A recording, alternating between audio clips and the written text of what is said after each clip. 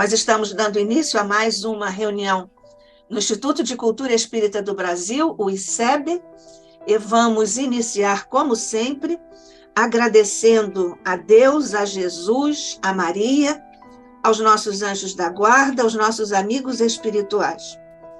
Sob Jesus, a tua luz, a tua paz, a tua resiliência, a tua proteção, nós te agradecemos neste instante.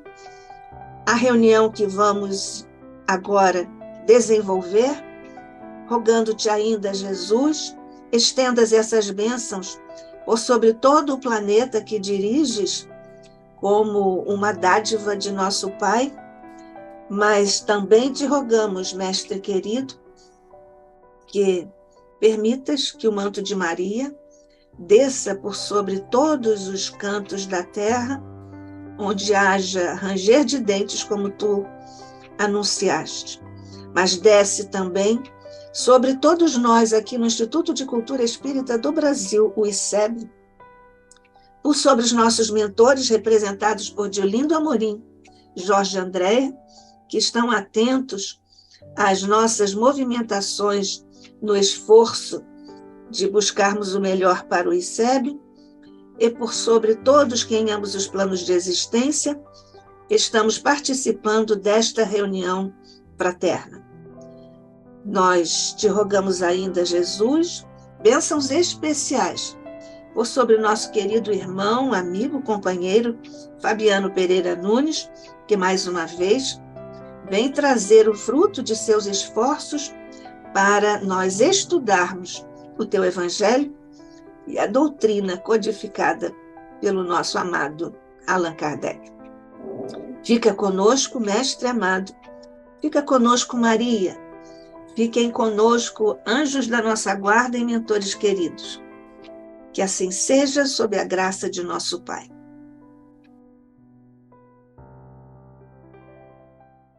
Então, nós estamos trazendo o Fabiano Pereira Nunes, que é médico intensivista, participa do Grupo de Estudos Espíritas Revival, é articulista da revista Cultura Espírita do ICEB e é colaborador do programa Uma Bandeira para o Futuro, da Rádio Rio de Janeiro.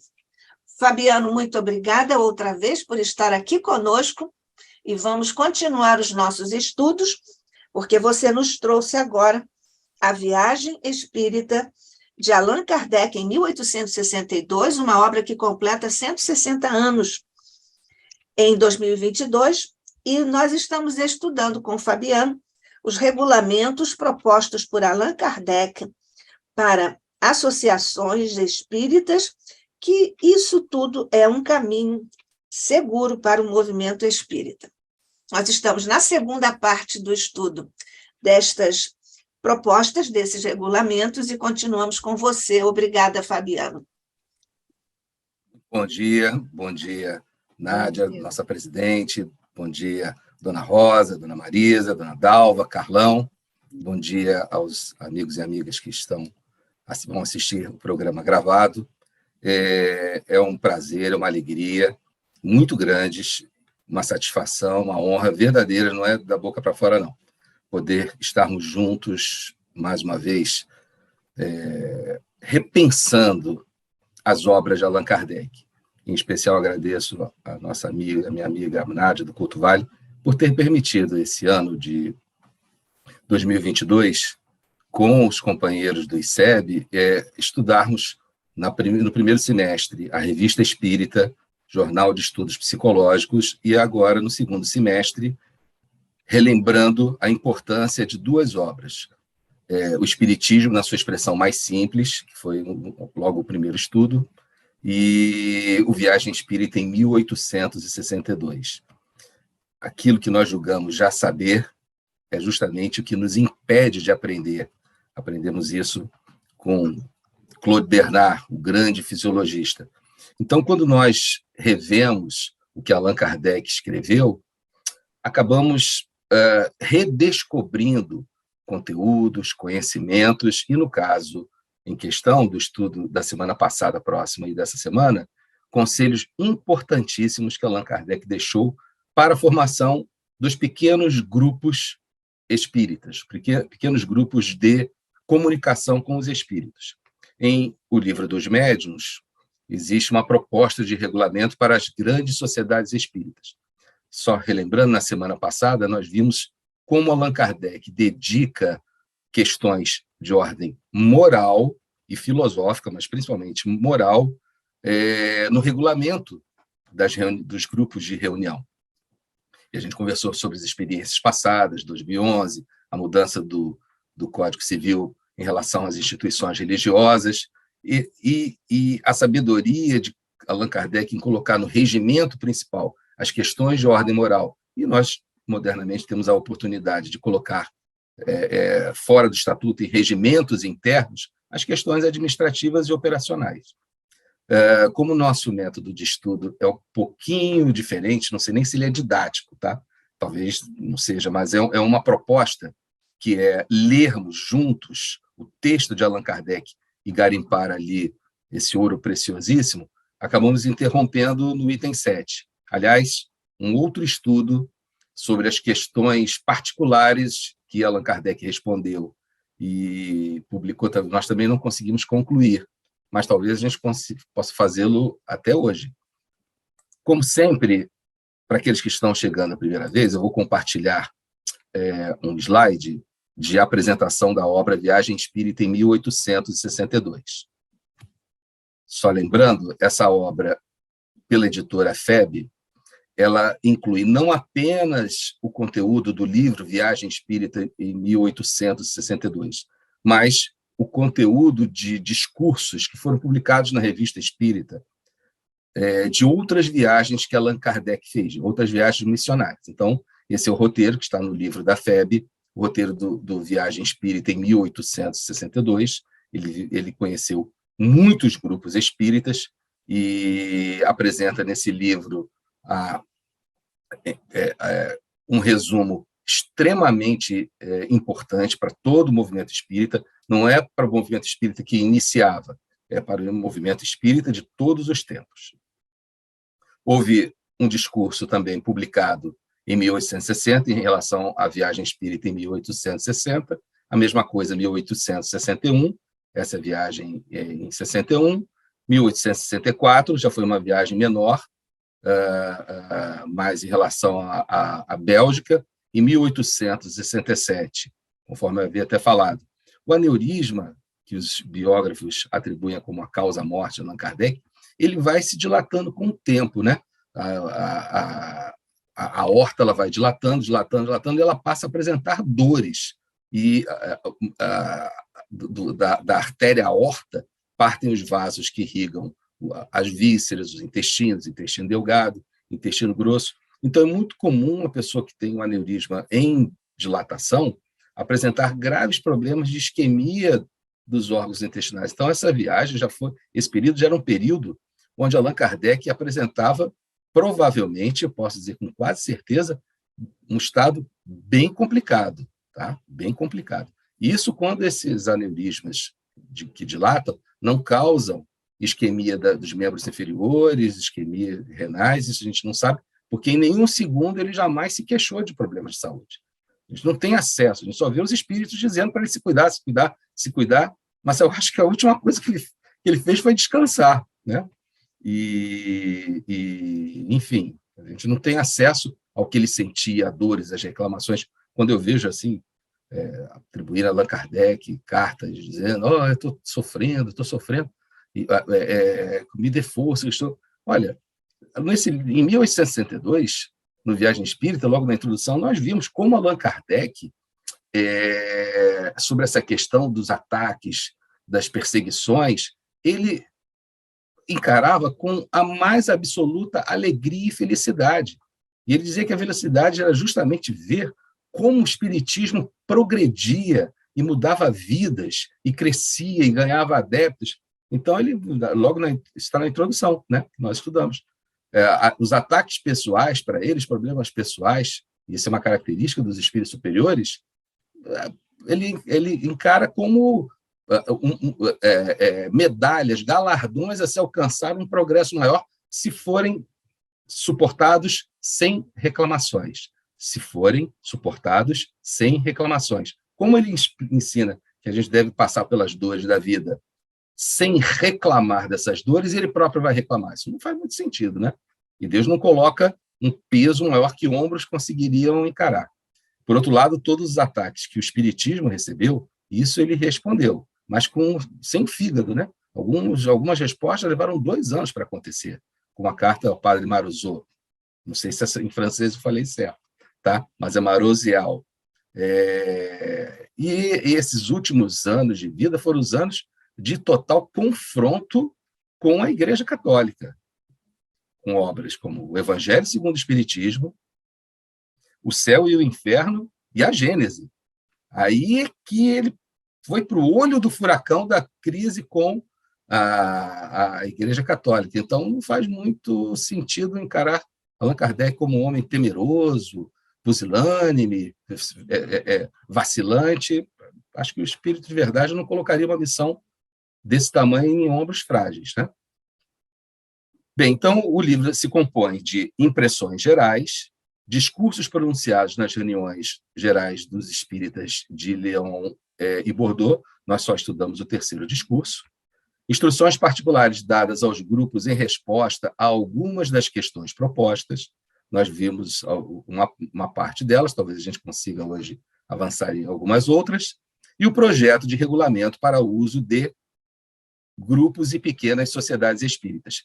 Eu queria convidar a Nádia, a Rosa, Marisa, a interromperem para fazer as colocações, as observações, tá? Não vamos deixar para o final, não. Pode ir interrompendo ao longo da exposição, por favor. Tá bom? Bom, voltando a uma discussão que nós tivemos na semana passada próxima, no nosso estudo, em relação, não é a obra de hoje, mas é a continuação de uma discussão que tivemos no final do nosso estudo, em relação à atualização de algumas... Bom, tem gente que quer atualizar todas as obras que Allan Kardec publicou. Bom, primeiro ele vai ter que atualizar 33 obras. Você tem condições, tem tempo para fazer isso? Bom, ainda que tivesse tempo, a questão que a gente sempre levanta, elas precisariam de atualização ou o que nós precisamos é aprender a língua, melhor dizendo, lermos com mais atenção o que está sendo colocado em relação à gramática, ao vocabulário, que às vezes a gente lê rápido e passa batido, né? A gente passa batido. Então, em A Gênese, lá no capítulo 6º, Uranografia Geral, que é o capítulo que recebe maiores críticas em relação à sua atualidade, etc., a gente vai ver que logo na introdução de A Gênese, Allan Kardec escreve o seguinte: o mesmo sucede com esta obra, né, que está se referindo à Gênese, que podemos, por motivos semelhantes, apresentar como complemento das que a precederam. Então, vejam, a parte primeira de O Livro dos Espíritos ela é desenvolvida em A Gênese, os milagres e as predições segundo o Espiritismo. A parte segunda nós sabemos que é em O Livro dos Médiuns, a parte terceira em O Evangelho segundo o Espiritismo e a quarta parte em O Céu e o Inferno, ou A Justiça Divina segundo o Espiritismo. A introdução e o prolegômeno são desenvolvidas em o que é o Espiritismo na sua expressão mais simples, e na obra Resumo das Leis e dos Fenômenos Espíritas. São as obras que desenvolvem justamente a introdução de O Livro dos Espíritos, que é o grande... por isso que os Espíritos dizem que o Livro dos Espíritos está completo, porque ele consegue concentrar toda a filosofia espírita, e as outras obras desenvolvem, aprofundam as questões abordadas em O Livro dos Espíritos. E a Revista Espírita, Jornal de Estudos Psicológicos, é o Espiritismo na prática. Todos os conceitos morais, filosóficos, como nós vivemos no dia a dia, como nós aplicamos no dia a dia, quais são os casos práticos no mundo material, no mundo que nós vivemos, estão ali em A Revista Espírita. Então, Allan Kardec diz assim, apresenta como complemento das que a precederam, com exceção, todavia, de algumas teorias ainda hipotéticas, que tivemos o cuidado de indicar como tais e que devem ser consideradas simples opiniões pessoais. Allan Kardec mostra que elas são hipotéticas quando ele usa o futuro do pretérito. Quando ele usa o futuro do pretérito, já está dizendo, ali é uma incerteza, porque é uma teoria, uma hipótese. Então, na introdução, ele já avisa logo, olha, são opiniões pessoais, prosseguindo, enquanto não forem confirmadas ou contraditadas, a fim de que não pese sobre a doutrina a responsabilidade sobre ela. Então, a responsabilidade delas. Então, ele já separa, olha, as questões materiais, elas são opiniões pessoais. O texto do espírito que assina como Galileu é uma opinião daquele espírito, não é uma verdade espírita, não é uma verdade científica, é uma opinião pessoal, porque ela vai desenvolver a Gênese, não só a parte primeira, né, do Livro dos Espíritos, mas principalmente a parte primeira do Livro dos Espíritos, as questões em relação à natureza, a origem, destino dos espíritos, as relações dos espíritos com o mundo corporal, né? Esse é o objeto. E as consequências morais e filosóficas e morais. E o Livro dos Espíritos é assim. A primeira parte, a primeira e a segunda parte, natureza, origem, destino dos espíritos, relação dos espíritos com o mundo corporal, primeira e segunda parte. Terceira e quarta parte, consequências filosóficas e morais da primeira e segunda parte. O Livro dos Espíritos está todo encadeado numa lógica impressionante, né? Quanto mais as pessoas se debruçam para estudar a lógica didática de O Livro dos Espíritos e as outras obras, mais o queixo cai, né? Como é que a pessoa conseguiu, em tão pouco tempo, colocar tanta organização didática em um livro? Então, isso aqui já é indicado. É uma opinião pessoal.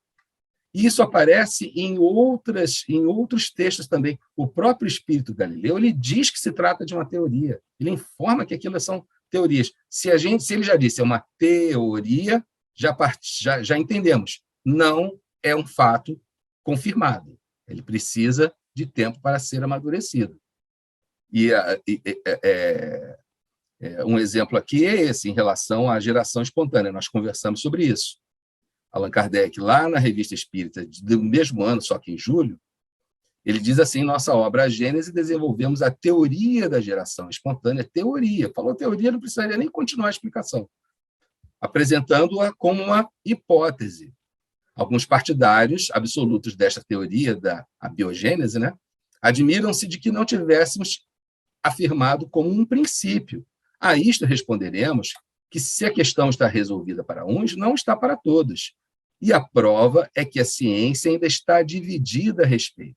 Aliás, ela é do domínio científico, onde o espiritismo não pode colher e onde nada lhe cabe resolver de maneira definitiva naquilo que não é essencialmente de sua alçada. Então, está bem aí claro. E vejam bem, o próprio espírito Galileu, ele diz que são teorias e que é uma opinião pessoal dele. O espírito que Allan Kardec achou interessante colocar, mas como teoria. Se ela é teoria, é teoria. Teoricamente, não precisa nem explicar, né?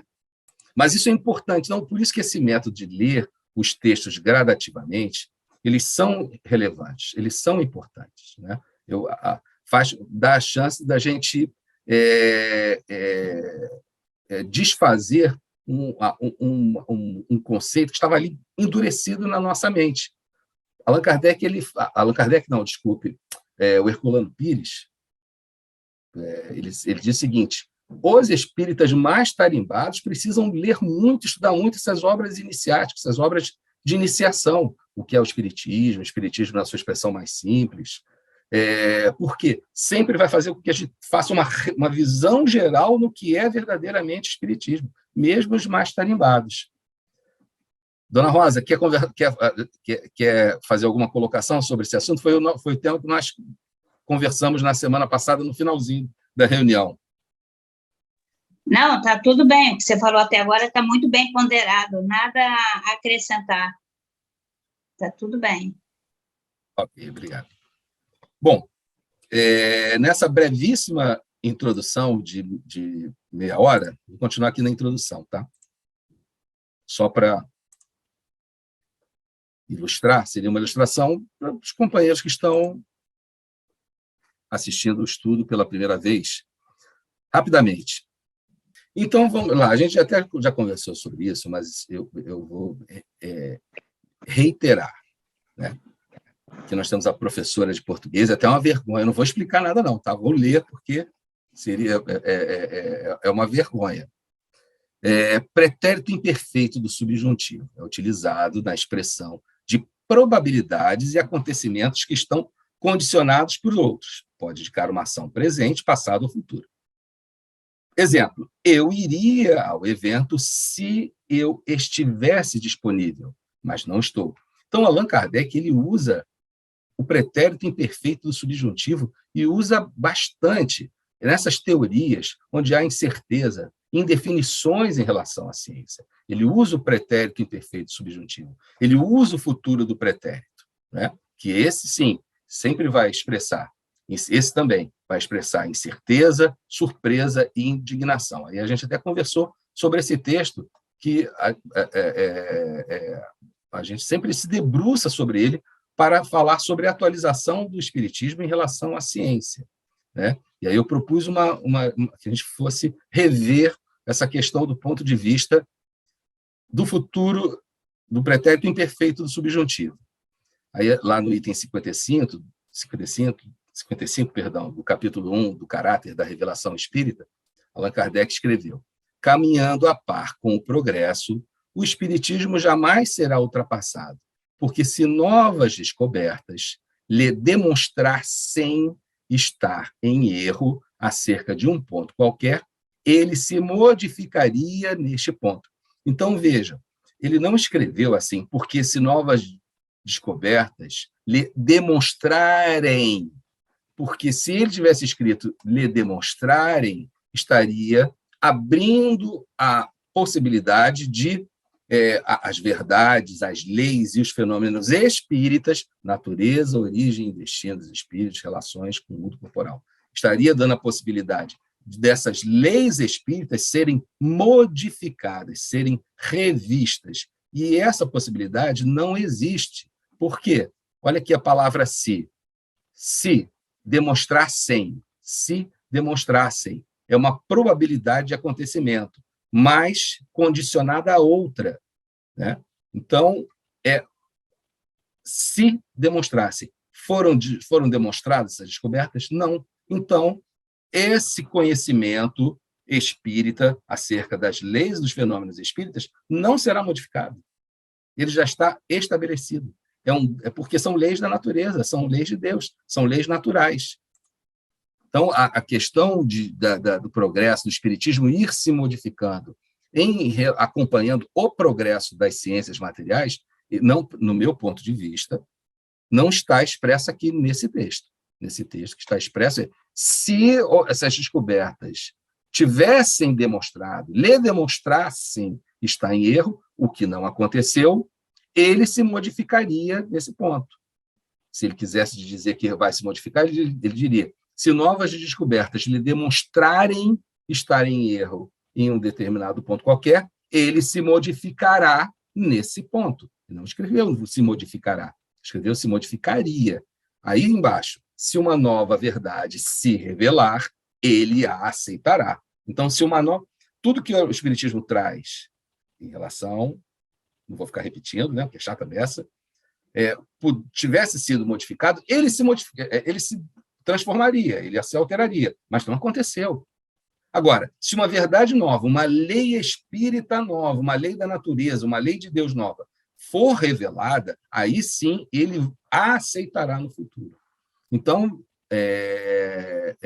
em relação à língua portuguesa, minha interpretação desse texto não é que o espiritismo vai ficar mudando à medida que a ciência vai se progredir e aí o espiritismo vai se atualizar. Não. Para mim, do meu ponto de vista, não é isso que está escrito.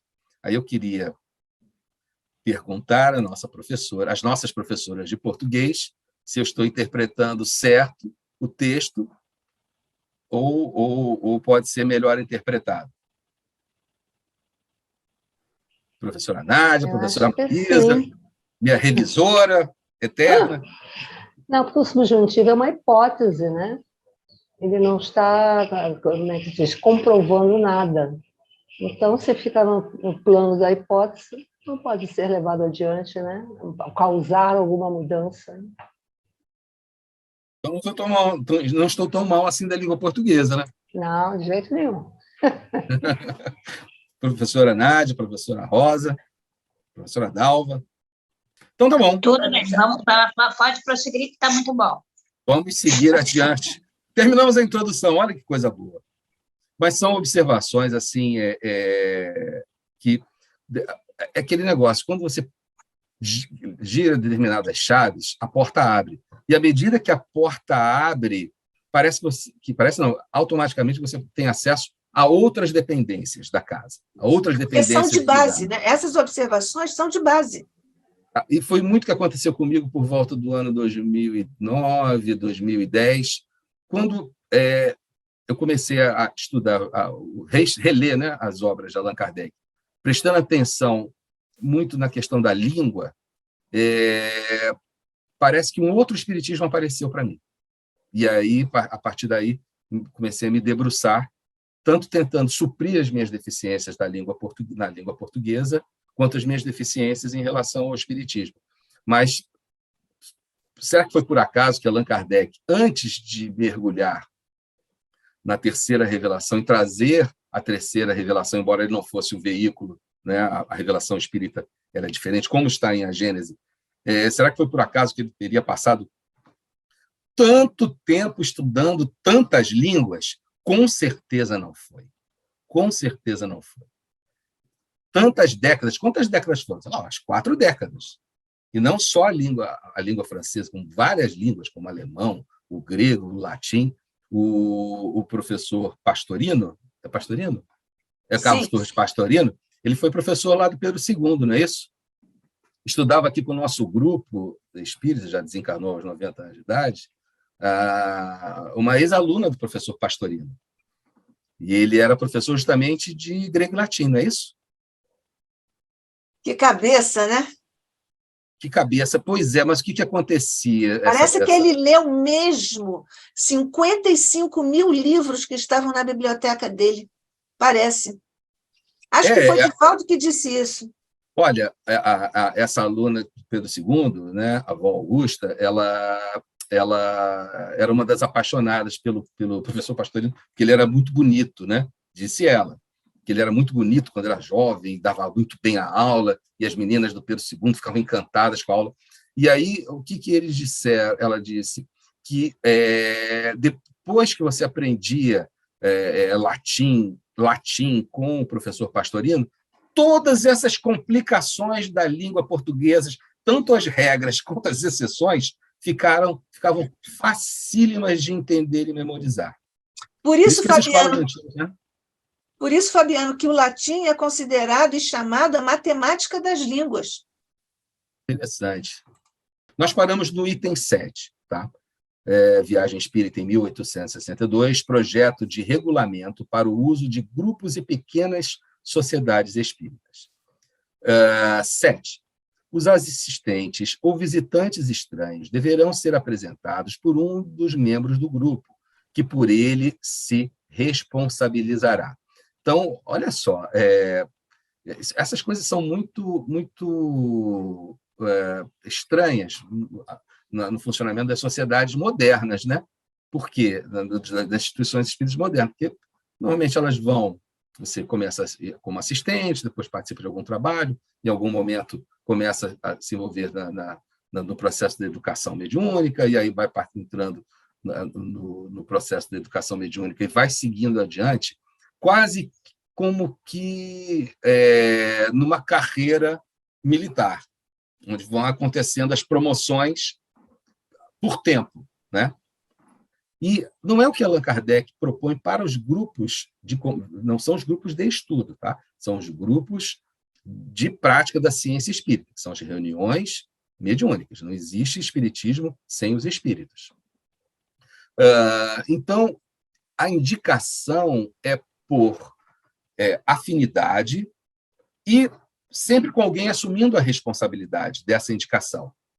Porque o mais importante aos grupos é eles terem comunhão de propósitos em torno da caridade. Lembra, no início a gente viu logo, Allan Kardec já diz de cara, os dois lemas são: fora da caridade não há salvação, e sem caridade não existe verdadeiro espírita.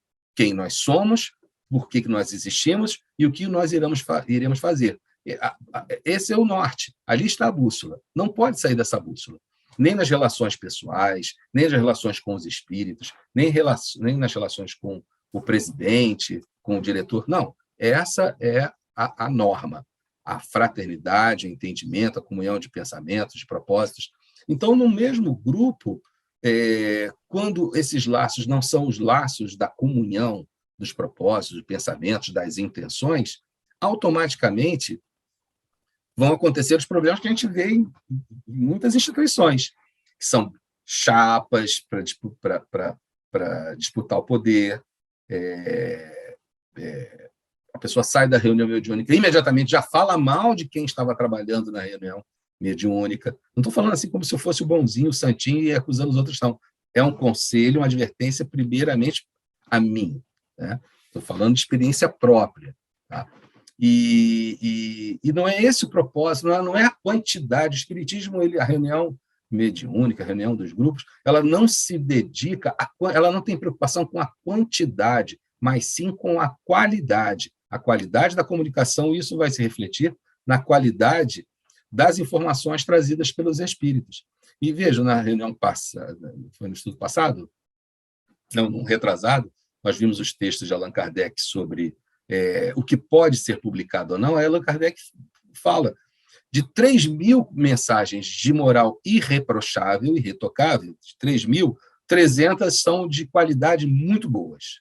De 3.000, 300 de qualidade muito boas. Dessas 300, no máximo 100 seriam boas para publicar, boas para publicação. Então, vejam como é assim uma seleção puxada, é uma peneira muito fininha, é um funil com a pontinha muito fina. E para conseguir essas 100 de qualidade, olha, o método é esse. Tá? Não é para todo mundo. A reunião, o progresso dentro do trabalho mediúnico, dentro das reuniões de comunicação com os espíritos, não pode ser como no militarismo, promoção por tempo de serviço. Não. Isso pode até parecer um elitismo, mas não é um elitismo. Qual é o propósito? É se desenvolver moralmente, que é o objetivo essencial e exclusivo do espiritismo. Para isso estão as reuniões de estudo. As reuniões de estudo se prestam a isso. Qual é o propósito? Fazer ciência de comunicação com os espíritos? Aí não, isso aí precisa ser muito bem selecionado.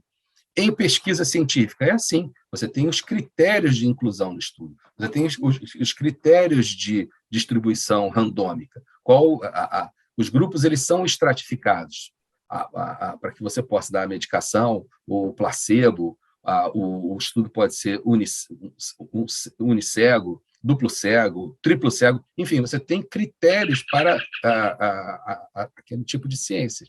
Em relação à ciência que estuda a natureza, origem e destino dos espíritos e as relações deles com o mundo corporal, também existem critérios para a pesquisa. E os critérios são dados por Allan Kardec. Quando uma pessoa fala, eu vou fazer uma pesquisa, um estudo aqui, eu dou chocolate para metade, banana para metade. Olha aqui, os que comeram chocolate ficaram muito mais felizes dos que comeram banana. Esse estudo não quer dizer nada. Pode ter sido só obra do acaso. Porque você precisa de técnicas e métodos e submeter a tratamento estatístico para saber o quanto o acaso entrou naquela pesquisa. Mesmo que um dê 90%, outro dê 10%. Pode ser que o tamanho da amostra não seja suficiente para ter o chamado poder estatístico, ou seja, apontar, não é trazer uma verdade, é apontar em direção ao caminho da verdade científica. Então, dessa forma, a ciência espírita ela precisa seguir o método científico para chegar aos resultados. Toda e qualquer pessoa desconhecida que recusar dar-se a conhecer deverá rigorosamente sofrer interdição. As sessões nunca deverão ser públicas, públicas. Isso quer dizer que, em nenhum caso, as portas poderão estar abertas ao primeiro que apareça. Gente, eu contei da semana passada, né? E até meio inacreditável, mas é verdade. Uma vez eu fui numa instituição, no ano de 1981, mais ou menos, né? E funcionava assim: a reunião de desobsessão, chamada reunião de desobsessão, acontecia numa mesa, com os médiuns ali, os espíritos eram trazidos, e nós podíamos assistir lá nas cadeiras da assistência, lá na plateia de assistir palestra, a gente assistia a reunião de desobsessão. E aí vinham os espíritos gritavam, socavam a mesa, um grupo ficava apavorado, outros, como eu, queriam sentar lá na frente, na primeira fila. Eu queria ver aquela fofoca de perto, assim, esticava aí do pescocinho para ver o que ia acontecer. E não preciso dizer que a reunião ficava lotada, né? Lotada, claro. Um espetáculo. Primeiro que a pessoa achava que o espírito que estava ali sendo doutrinado era dela. Tá? Vai assim: olha aqui, eu quero destruir a vida desta pessoa, quero destruir a vida dessa pessoa. Falar, já sei que é o espírito que está me perseguindo. E aí começava aquela doutrinação, mas normalmente, na que eu gostava de assistir, o doutrinador mais fraquinho, entre aspas, tá? Nunca conseguia doutrinar lá o espírito. Aí chamavam um outro que era o mais fortão espiritualmente. Aí esse ia na marra: você vai largar todas as suas armas aqui na mesa e nós vamos dissolver essas armas. Olha, gente, um espetáculo, tá? Um espetáculo. Isso aí foram décadas assim, décadas. E aí veja bem, desculpe a crítica, o objetivo não é humilhar, não é debochar, mas são experiências de vida para ver como esses textos de 160 anos estão atualizados. Não estavam mais, porque em 82, 83, eles modificaram a forma da reunião de desobsessão. Então, era um verdadeiro show, um verdadeiro espetáculo. Tá? Aprendi muito. A gente aprende com as experiências erradas também.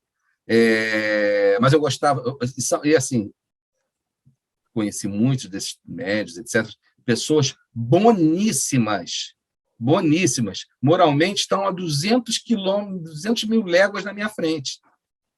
Quem julga o que é certo, o que é errado, o que é bom, o que é mal, é Deus, não é nem Jesus. Jesus não tem nada a ver com essa história. Deus é o único juiz supremo. E as pessoas moralmente estão na nossa frente. Mas a ciência espírita, não posso dizer que está correta. Não posso dizer que aquela ciência está correta. A ciência está errada. A ciência espírita ali está errada. Bastaria ler o livro Viagem Espírita em 1862. Não pode, e assim, a assistência, né, o público que assistia, porque era uma reunião justamente de desobsessão. Então, melhor, bom, já a reunião é desobsessão do público, vamos fazer a desobsessão com o público presente. E aí vai ficar mais poderoso o negócio. Então, olha, a atualidade das obras de Allan Kardec, ela é atemporal, né? Alguém quer fazer alguma colocação? Não. Alguém não acredita nisso que eu estou dizendo? Que é meio inacreditável, tá? Admito que é meio inacreditável, mas é a mais pura verdade. Repito, pessoas moralmente muito na minha frente, muito, né? Então, tá. As sessões nunca deverão ser públicas. Tá? Esse nunca é nunca, né? Tendo em vista que o Espiritismo visa a união fraternal de todas as seitas, sob a bandeira da verdade, olha, isso é uma outra questão muito complicada, tá? Muito complicada. Ainda bem que nós temos o nosso professor Barazil trazendo as questões de Espiritismo enquanto religião, etc., a visão de Allan Kardec sobre a religião. Isso é motivo de polêmica até hoje. E duas questões são a cunha que divide o movimento espírita. Uma cunha é a cunha política, tá? Uma cunha política, está dividindo o movimento espírita. E até nessa obra, Allan Kardec fala várias vezes que tudo que se relacionar à política tem que ser afastado. No terceiro discurso que nós estudamos, Allan Kardec fala, olha, não são as questões sociais, O nosso objetivo, estarmos reunidos, é a caridade. Aí ele explica por que é a caridade que vai produzir todas as transformações realmente verdadeiras, eternas, perenes, porque ela justamente vai remover do coração das pessoas o orgulho, o egoísmo, aí o resto tudo vai funcionar, porque você vai retirar o materialismo e substituir pelo espiritualismo e, mais ainda, pelo espírito de servidão, de serviço, né? A servidão voluntária, que é a essência do cristianismo e, por consequência, a essência do espiritismo. Então, a política é uma cunha que está dividindo o movimento espírita, e essa questão de ser ou não uma religião é outra cunha que está dividindo o movimento espírita. Allan Kardec fala milhares de vezes sobre isso. Em O Evangelho segundo o Espiritismo, tem a mensagem no capítulo 2, de que, se não me falha a memória, que é sobre Moisés, que quem assina é um chamado um espírito israelita. Um espírito israelita, a gente vai descobrir na Revista Espírita, que era o avô de um dos membros da Sociedade Parisiense de Estudos Espíritas, que trazia suas reflexões a respeito do judaísmo e do espiritismo. E Allan Kardec achou interessante aquela mensagem, fez uma remodelagem e publicou lá em O Evangelho segundo o Espiritismo sobre Moisés, um espírito israelita, e posso estar falhando com a memória em relação ao título, mas um espírito israelita está ali, sim, e fala sobre Moisés e o judaísmo, sim. E aí ele fala sobre essas questões do judaísmo. Então, era um israelita participando da reunião. Havia pessoas sem religião, havia protestantes, havia católicos, havia muçulmanos, porque as reuniões eram para conhecer e se aprofundar nas leis naturais, nas leis de Deus, ou leis espíritas, nas leis da natureza, nas leis morais. E ele não queria levantar esses muros que, quando você institucionaliza um grupo, ele passa a existir. Isso é fato. Se você fizer, vou na comunidade, vou atender a comunidade do Salgueiro, etc., etc. E ali fala assim, olha, vocês vão receber a bolsa de auxílio, mas vão ter que participar da evangelização. Essa evangelização, os pais eles não respeitam, porque evangelização, quem dá é a igreja deles lá na comunidade, é a igreja protestante, ou a igreja católica, mas a maioria é de vertente protestante. Eles não aceitam, não querem aceitar. As crianças gostam, óbvio, né? As crianças gostam, mas os pais não aceitam. Você levantou um muro, como você falou, a palavra evangelização. Aqui no Recreio, eu participei de uma instituição, né, onde a palavra não era evangelização, era oficina de valores morais. Aí os próprios pastores indicavam, coloca lá mesmo, que é bom que à tarde eles vão ter aula de matemática, aula de português, aula de profissionalização, e ainda vão ter oficinas de valores morais. Ou seja, você derrubou a barreira, derrubou o muro, derrubou a fronteira. Então, olha, 8. Tendo em vista que o Espiritismo visa a união fraternal de todas as seitas, sob a bandeira da verdade, e considerando que a sociedade admitirá membros ou assistentes sem distinção de crença, ficam proibidas, nas reuniões, toda forma de prece ou sinais litúrgicos quaisquer próprios a culto especial, cabendo a cada pessoa fazer em particular aquilo que a consciência lhe prescrever. Então, assim, Ave Maria, etc., Allan Kardec interditava. Por quê? Está muito relacionado à Igreja Católica. Aí você vai transformar a reunião num constrangimento para outro. Não é por ser politicamente correto, é porque qual é o objetivo essencial e exclusivo do Espiritismo? Então, ele não quer o espírito de seita. Mas agora não adianta, né? O Espiritismo ele se institucionalizou como uma religião. Então, daqui para frente. Mas que não era, pelo menos até 1868, não é esse o sentido de instituição religiosa que era defendido, isso não era. Tá? Nota, tudo nas sessões deve ser feito religiosamente, porém, nada deverá dar-lhe o caráter de reuniões de seitas religiosas. Então, é feito religiosamente, porque é feito com base em Deus, no amor, na caridade, no bem do próximo, nos valores morais, nos valores cristãos, com respeito aos espíritos, enfim, é esse o critério. E, religiosamente, está também muito relacionado a compromisso, não é? A você ter a responsabilidade sobre o compromisso. Ah, está chovendo, não vou. Não, vai de guarda-chuva. Ah, está fazendo... Está ventando muito, não vou. Não, você vai. Não, mas tem um batizado hoje, não vou. Não. Isso religiosamente, inclusive, se refere a assiduidade, pontualidade, responsabilidade. Eu tenho um parente que, quando faltam 10 minutos para o início da reunião mediúnica, aí quer sair de casa para ir para o centro espírita. Eu falava antigamente, né? Assim, pô, mas não está muito em cima da hora, vai dar tempo de chegar. Religiosamente significa pontualidade, né? Responsabilidade. 9. A ordem dos trabalhos, no decorrer das sessões, está fixada como se segue, salvo as modificações ditadas pelas circunstâncias. Todas as comunicações recebidas na sociedade são de sua propriedade e ela pode delas dispor. Então, vejam só. Isso aqui, lembrem-se, que eram abaixo-assinados. Os membros do grupo assinavam. Assinavam por quê? Porque vai na justiça? Não. É para dar ciência. A gente tem isso todo dia, né? Você vai baixar um aplicativo no celular, termos do aplicativo, termos de consentimento, de publicidade, etc, etc. Você tem que assinar aquele termo ali. Tudo bem que são letrinhas minúsculas. Allan Kardec não fez isso. Colocou princípios muito claros, bem rápidos, sucintos, e que a pessoa poderia ler. Mas não é porque ela vai entrar na justiça se ela não cumprir, não, mas é para ela ter consciência. Pelo menos uma vez ela vai ter lido, ela vai ter consciência e ela assumir um compromisso, né? As pessoas moralizadas são assim, elas assumem compromissos e mantêm aquele compromisso até o fim, né? Então, a comunicação que um médium recebe não pertence a ele, pertence ao grupo espírita. E esse grupo espírita vai usar ou não aquela comunicação, inclusive com a liberdade de dizer essa comunicação é uma comunicação que é ruim para a publicidade. Essa comunicação ela é prejudicial à causa, ela está com erros. E a pessoa não pode se sentir melindrada sobre isso.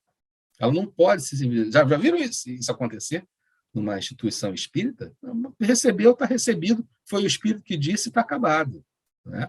Já entrei em algumas encrencas assim, tipo, a gente prepara uma reunião, né, um encontro, estudando um determinado objetivo, aí o objetivo, a gente fica horas e horas, objetivo geral, objetivo específico, cada etapa do encontro, vocês que também organizam o encontro sabem como isso é.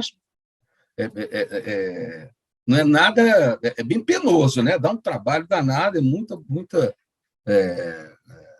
não são muitos dias e horas naquela organização. Aí convidamos um determinado amigo a fazer um estudo, né?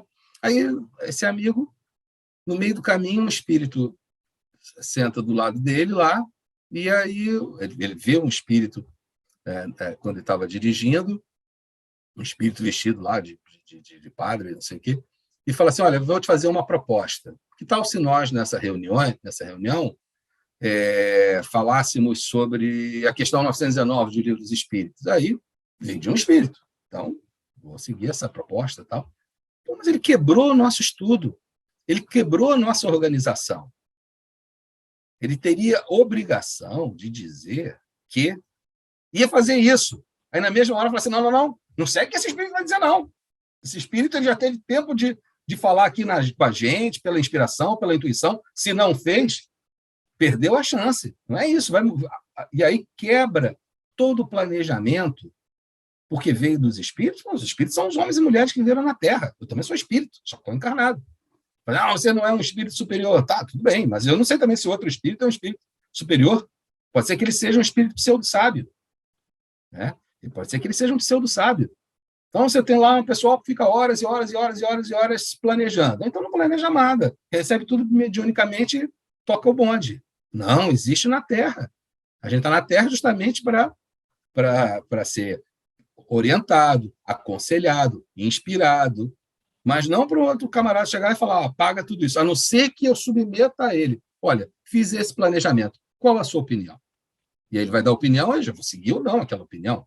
Ou seja, o Espiritismo é uma ciência de lógica, de razão, de racionalidade. O que não estiver de acordo com a lógica, com a razão, com a racionalidade, você corta, mesmo que tenha vindo de um espírito que você tem uma tremenda consideração. É assim a ciência espírita que a gente aprende com Allan Kardec. Você corta, fala, vou guardar para depois. Pode ser, sim, pode ser que não. Então, as comunicações... A gente conversou na semana passada sobre o caso do médium, né, senhor Rose, ou Rosé, não sei, não, acho que é Rose mesmo, em francês, que era um médium que recebia o espírito de Jorge, o espírito de verdade, assinava, e aí, em 59, 60, acho que 61, o Rose já tinha saído da Sociedade Parisiense dos Espíritas. Ele apresenta a Allan Kardec umas mensagens do livro do Espírito de Verdade, com a mesma caligrafia, com a mesma assinatura. Aí Allan Kardec analisa e diz, esse não é o Espírito de Verdade. Não vamos publicar, não vamos divulgar, porque esse não é o Espírito de Verdade. E explica por que aquele não era o Espírito de Verdade. Aí o seu Rose não aceita e sai da Sociedade Parisiense dos Espíritos, publica essa obra, publica essas outras obras, e quem está pesquisando para ver se consegue encontrar esses livros a título de estudo, não é para seguir o que o Espírito, que não é o Espírito de Verdade, disse, mas muitas pesquisas são feitas a título de estudo mesmo, né?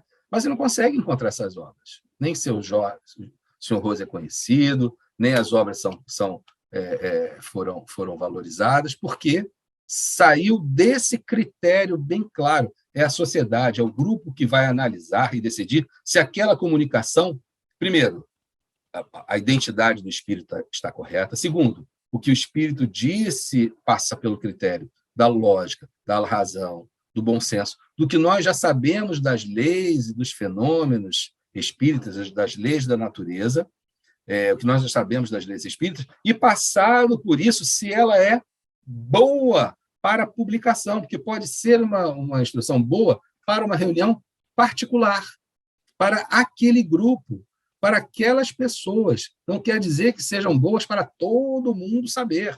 Algumas instruções são para aquele grupo e apenas para aquele grupo, né?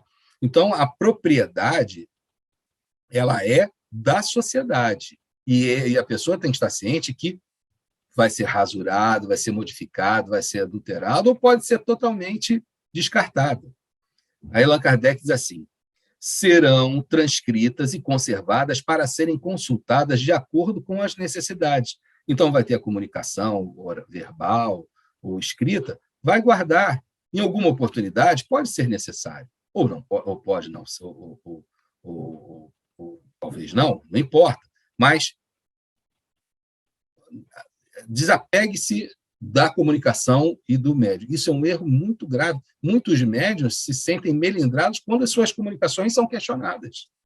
Em vez dele analisar assim, poxa, que bom, não, realmente, o interesse não é do médium, o interesse é do espiritismo. Os médiuns, através das quais tiverem sido transmitidas, poderão guardar uma cópia. Bem, a cópia é sua, se quiser, né? Na época nem tinha xerox. Então, era praticamente dizer para não guardar nada. Você tem que escrever tudo de novo. Acho que as pessoas teriam uma certa preguiça. Será feita uma coleção especial das comunicações mais instrutivas, cuidadosamente copiadas em um livro particular, constituindo espécie de guia ou agenda moral da sociedade, e cuja leitura será feita de tempos em tempos. Então, algumas instruções importantes para aquele grupo, eles passavam para o livro de ata. Tá? Lá na Revista Espírita, dos primeiros anos, havia o Boletim da Sociedade Espírita de Paris, com casos até interessantes, muito bom de se estudar. Depois Allan Kardec parou com a publicação desse boletim da ata da reunião da Sociedade Espírita de Paris. Mas ali naquele boletim que a gente vê o caso, que a gente conversou também na semana passada, do falso São Luís, um espírito que se apresenta como São Luís, na reunião Allan Kardec não percebe que não era o São Luís. Aí, na outra reunião, relendo as mensagens, mas isso aqui não é São Luís. E aí ele pergunta, São Luís diz, realmente era um outro espírito. Mas espera aí. O Você não fez nada, deixou o espírito se apresentar como seu nome, você não viu as pessoas que foram convidadas a participarem da reunião, elas não estavam em comunhão com o grupo. Allan Kardec aperta mais o Espírito São Luís, o Espírito São Luís, bem, não disse isso, tá? Isso aí é minha interpretação do que o São Luís diz. Bem, quem aqui é o codificado? Quem aqui é Allan Kardec? Não sou eu, você que tem que é Allan Kardec. Allan Kardec, não. Cabe a você ver se está certo ou não. E esse boletim é muito importante, né? Essa comunicação é muito importante. Viram quantas vezes nesse texto Allan Kardec fala sobre o critério de inclusão na reunião, quem pode assistir? Alguém vai te trazer, ele vai assumir a responsabilidade. Olha, eu estou trazendo essa pessoa porque ela é assim, credenciada para estar presente na reunião. Não é credenciado do ponto de vista da academia, né? Pode até ser, eventualmente, algum tipo de observação ou estudo específico, claro, mas a credencial é moral, é muito mais moral do que realmente titulação no mundo. Embora você possa ter pesquisadores querendo fazer pesquisa. Tudo bem, isso é uma motivação moralmente aceitável. 11. O presidente interditará a leitura de toda a comunicação que tratar de assuntos dos quais a sociedade não se ocupar. Então, o camarada está lendo alguma coisa, e o presidente ele percebe que isso é um assunto que não é para ser debatido numa reunião, não é censura, gente. A gente fica com essa palavra da censura, não é censura. Mas qual é o objetivo do grupo? O objetivo geral e específico. Se está saindo desse objetivo, vai dar contento. Vamos falar sobre o campeonato do Flamengo. O Flamengo foi tricampeão da Libertadores e campeão da Copa do Brasil. Vai dar briga.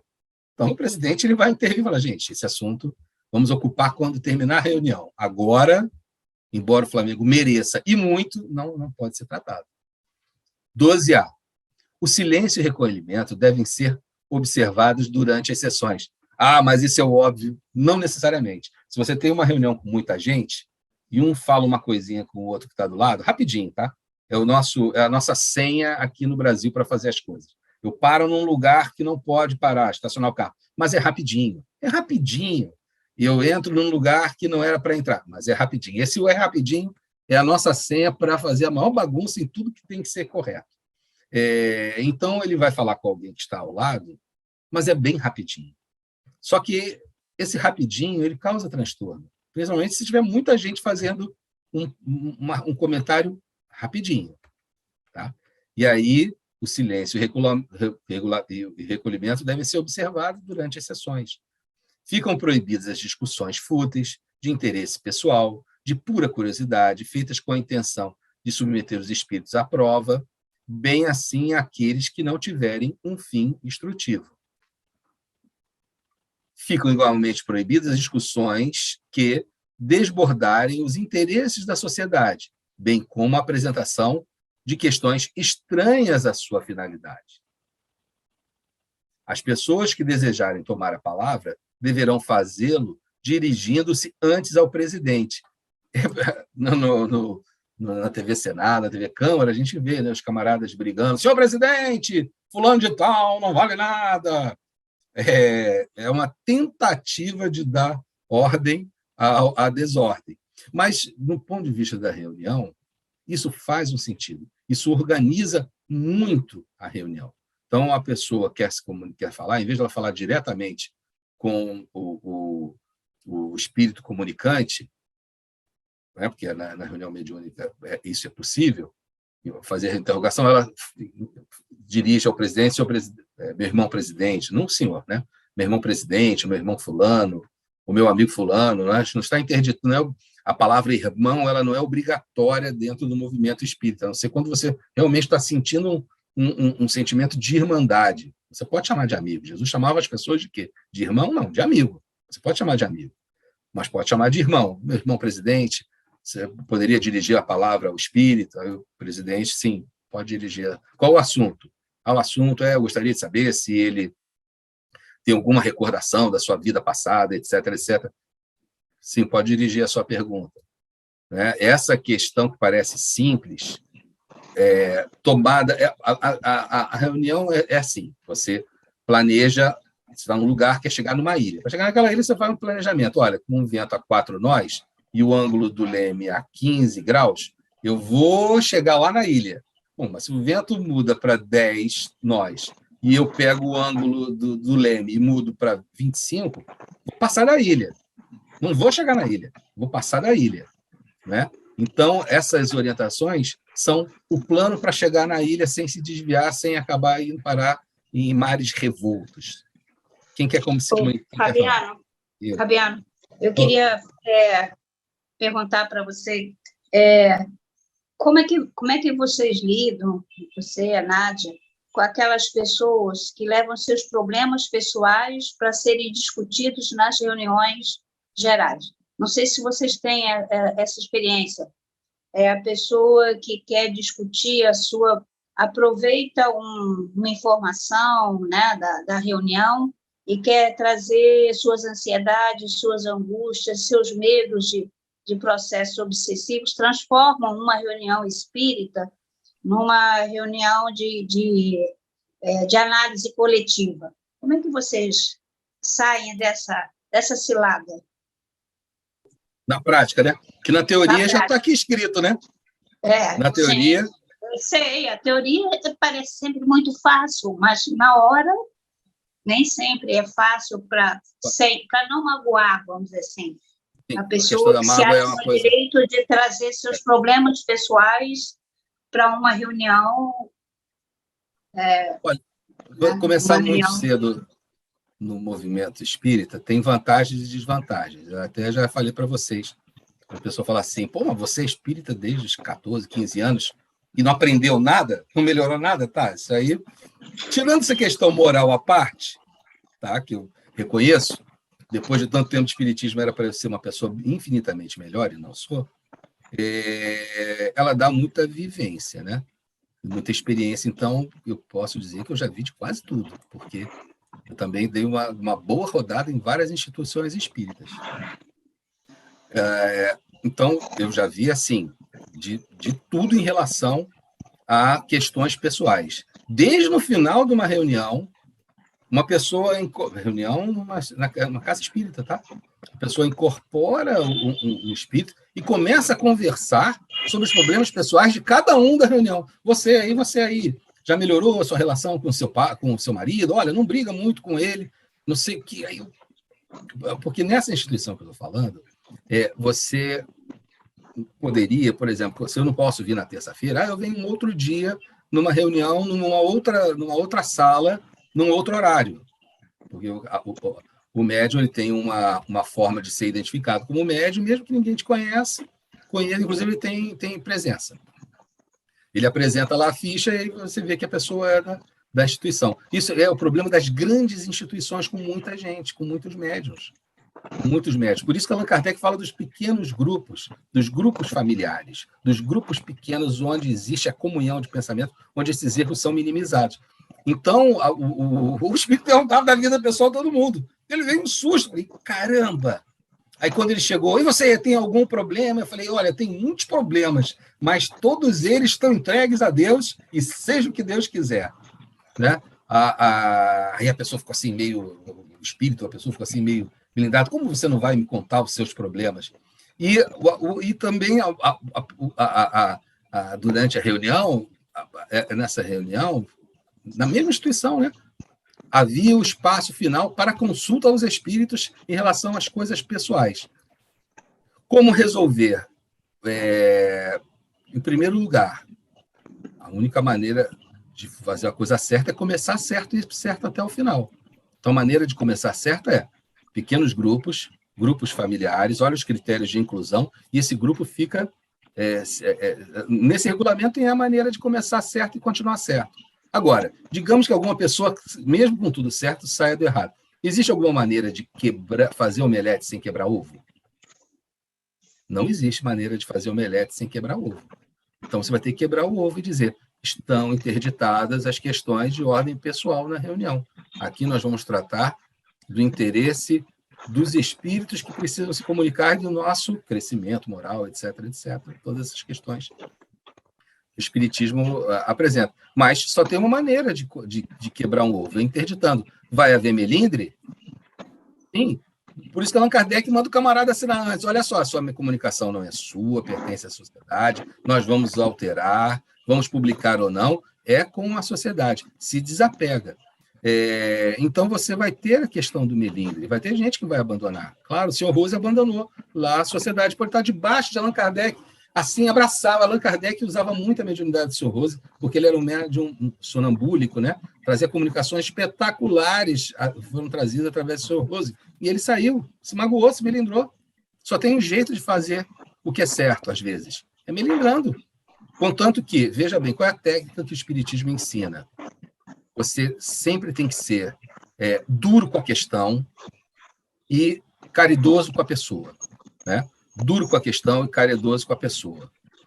Quanto mais grave a questão e mais duro você precisa ser com a questão, mais caridoso com a pessoa você tem que ser. Então, você passa uma camadinha de açúcar.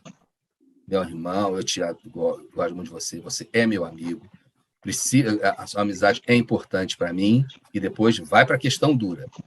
E seja tão duro quanto for necessário. Aí depois você dá mais uma camadinha de açúcar. Não fique chateado, não é para o seu mal, é para o seu bem. Eu continuo sendo seu amigo, continuo te admirando. Você é uma pessoa de valor que nós gostamos e precisamos de você.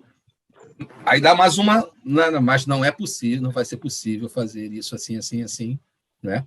E aí Allan Kardec aqui no regulamento diz, se isso nada der certo, a pessoa vai ser convidada a se retirar. Não sei se já estudamos no passado ou adiante. A pessoa vai ser convidada a se retirar para o bem maior, né? Fala lá, Nádia. Não, é porque a Rosa nos incluiu a ambos nessa sim, claro. questão, que é uma questão delicada, e principalmente, agora você fez uma observação que me fez lembrar uma frase da minha mãe querida, porque ela sempre dizia assim, minha filha, nós devemos ser como a rapadura, firmes, mas doces. Então, e sabendo que, acima de tudo, deve a caridade presidir todas as nossas ações, portanto, todos os nossos atos, todos os nossos pensamentos nas nossas relações, quando isso acontece à mesa mediúnica, quando as pessoas dizem dirigentes, né? Nós somos ali um elemento de ligação só. Mas como nós estamos ali nessa condição, nós precisamos, e sabemos disso, quando estamos nessa posição, nós temos que captar a essência da psicologia, não só do espírito comunicante, mas a psicologia do médium. São coisas muito importantes, porque isto pode trazer uma informação, uma desinformação, ou um constrangimento, ou até uma questão na qualidade da comunicação. Se o médium estiver muito necessitado de falar sobre uma questão pessoal, é bom nós dizermos a ele que, ao final da reunião, nós vamos conversar, que os espíritos amigos que presidem a reunião poderão ajudá-lo, e se ele não conseguir se recompor, ele vai até o final da reunião, assim, mesmo sendo assistido, na confiança de que está sendo assistido. Essa norma que Kardec nos traz, que é uma norma lógica, formal, muito própria, claro, da lógica que é a base da nossa doutrina, e também do espírito cartesiano da, digamos, civilização francesa, isso pode criar muitos problemas pessoais, engendrando muitas dificuldades de caráter espiritual. Então, é melhor que nós sejamos capazes de contemporizar. Isso não significa que nós vamos ser coniventes, não significa que nós vamos deixar o médium falar sobre aquilo, mas como, pelo menos na experiência que eu tenho, no início nós sempre fazemos o estudo do Evangelho, meia hora, e o estudo do Livro dos Médiuns. Já nesse momento do estudo, nós podemos verificar pela psicologia do médium que ele está precisando desabafar. Nós podemos aproveitar esse momento para trazer Jesus misturado ali com Kardec e fazer determinadas observações. Chegar ao ponto máximo de, durante uma reunião, palavra dura, expulsar um médium, nunca tive essa experiência, nunca houve essa necessidade, e acho que em reuniões verdadeiramente sérias, com o apoio dos mentores reais, acho que isso dificilmente chegará a esse ponto. Se chegar, vai ter que ser assim como Kardec manda. Mas eu acho que dificilmente chegará. Acho que o amor sempre deve preservar a nossa relação com todos, e principalmente a mesa mediúnica, com os dois elementos fundamentais do ato de comunicação mediúnica, que é, claro, o irmão em necessidade, o espírito comunicante e o médium.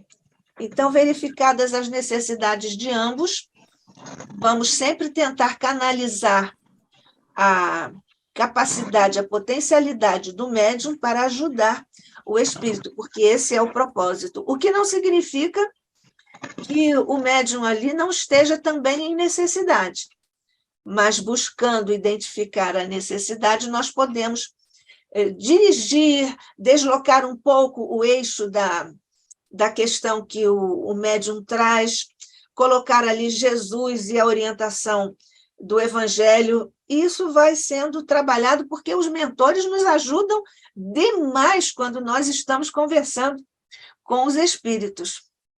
É o seguinte, veja bem, Allan Kardec, ele logo nos primeiros itens, ele estabelece, o lema é: fora da caridade não há salvação, e não existe caridade sem verdadeiro espírito.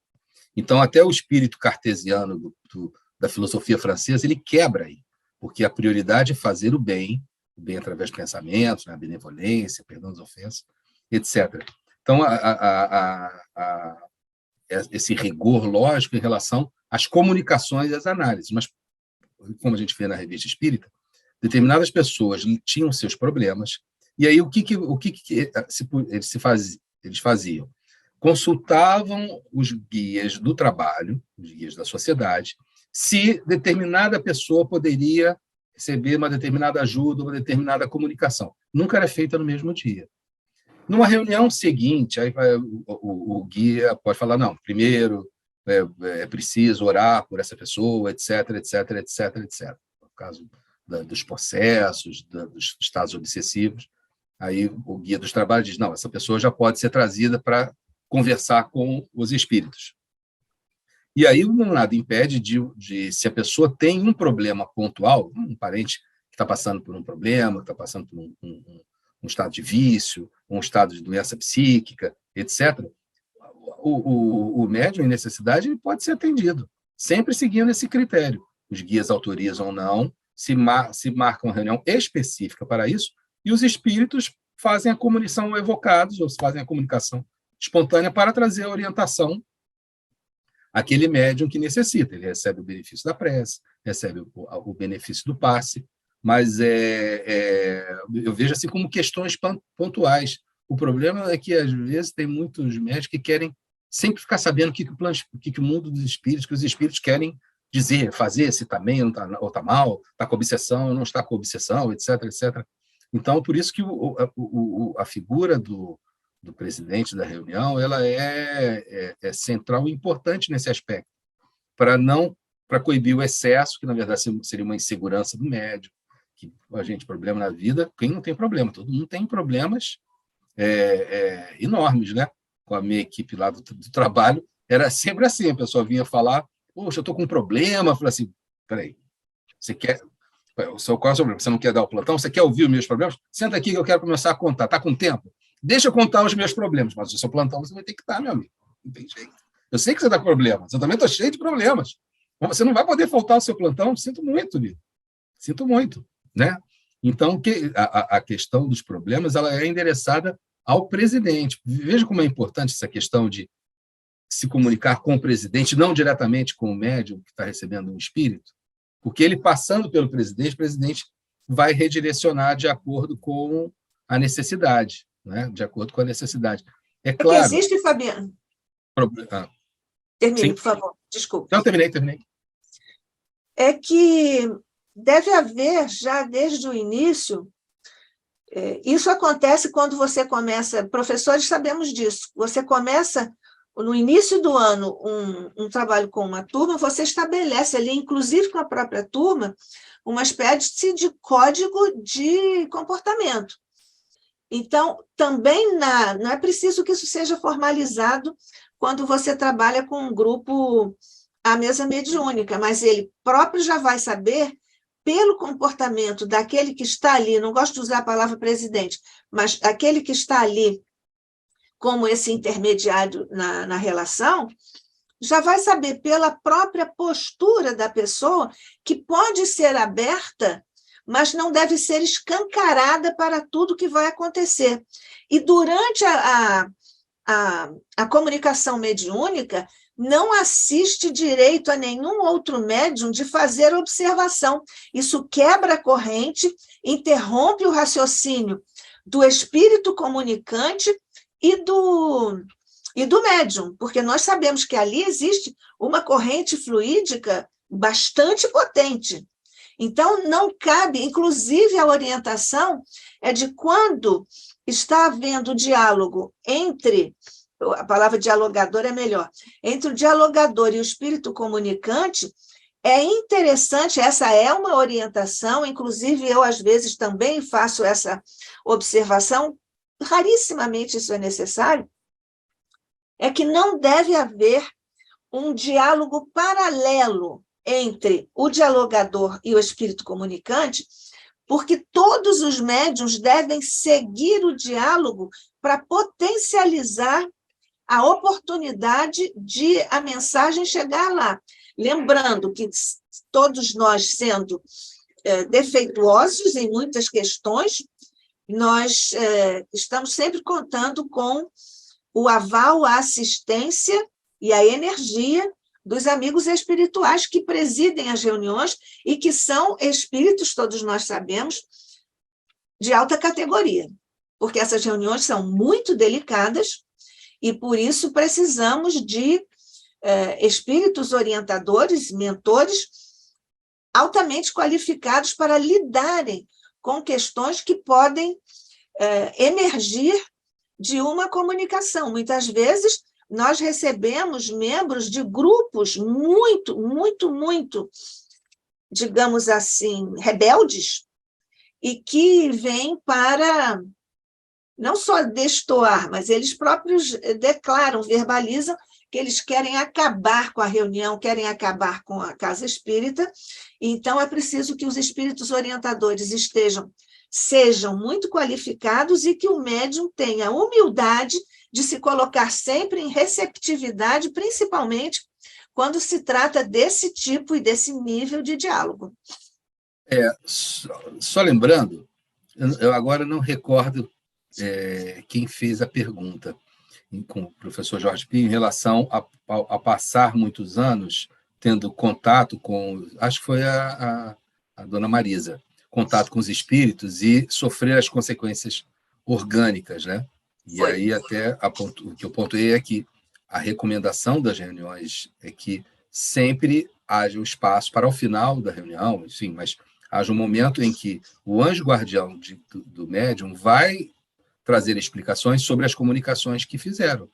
Então, nas reuniões, a pessoa que tem muitos problemas, etc., se ela tiver um momento da reunião, onde é o momento onde ela faz o intercâmbio com o seu anjo guardião, seja pela mediunidade escrita, psicografia, ou na prece, na comunicação direta, né, na incorporação ao final, ela vai até começando a quebrar essa insegurança em relação às coisas pessoais, às coisas... Porque a tarefa do anjo guardião em relação à pessoa é proteger, aconselhar, confortar, encorajar, né? É uma ação moral sobre a vida da pessoa. Então, esse momento de comunicação com o seu anjo guardião na reunião mediúnica faz parte do método da comunicação com o mundo dos espíritos. E é ali que os fluidos desses espíritos são substituídos pelos fluidos benéficos do anjo guardião, né? E os espíritos superiores, eles, se precisarem, eles vão usar o anjo guardião como um instrumento para trazerem as suas orientações específicas. E aí a pessoa vai ganhar um pouco de autonomia diante dos problemas da vida, do dia a dia, né? E se o médium ele tiver realmente assim uma necessidade especial, ele pode endereçar ao presidente um pedido e o presidente vai pensar e meditar e programar um trabalho, talvez até em um outro dia, um trabalho específico para ajudar aquele médium. Isso faz parte do sem caridade não há salvação, e não existe verdadeiro espírita sem a caridade. Mas então, digamos que você precisa, tem um médium realmente chegue bêbado na reunião, tá?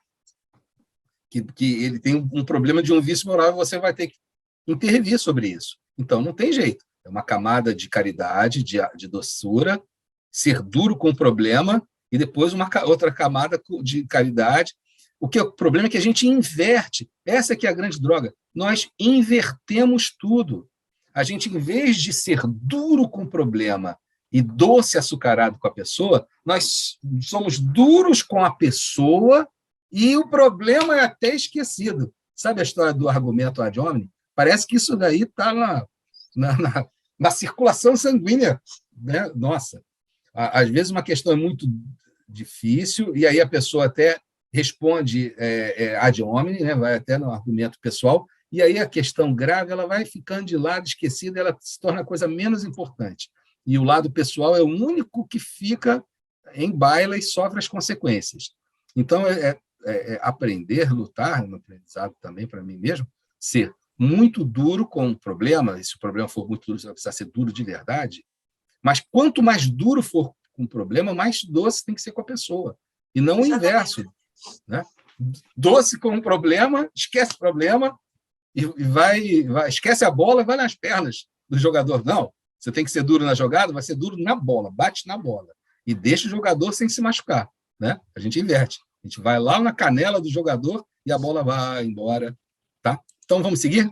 A sociedade poderá, se julgar útil, consagrar sessões especiais destinadas à instrução de pessoas noviças ao espiritismo, seja através de explicações verbais, pela leitura regular e seguida de uma sequência de obras. Somente serão admitidas pessoas animadas de um desejo sério de se instruírem que, com esta finalidade, deverão fazer sua inscrição. Essas sessões ainda serão, mais do que as outras, serão abertas aos primeiros que... não serão abertas aos primeiros que chegam, nem a desconhecidos, são casos especiais, né? Toda publicação concernente ao espiritismo editada pela sociedade será revista com o maior cuidado, no sentido de eliminar delas tudo quanto seja inútil ou possa produzir um mau resultado. Então, tem lá a comunicação, partes dela serão eliminadas e outras serão mantidas. Fala, mas isso daí é adulterar o que os espíritos disseram. Não. Isso não é, isso aí é fazer a ciência espírita. Os membros se comprometerão a nada publicar sobre matéria doutrinária antes de terem merecido sua aquiescência. A sociedade convida os médiuns que quiserem prestar-lhe o concurso a não se melindrarem com as observações e críticas que, eventualmente, forem levantadas em torno das comunicações por eles obtidas.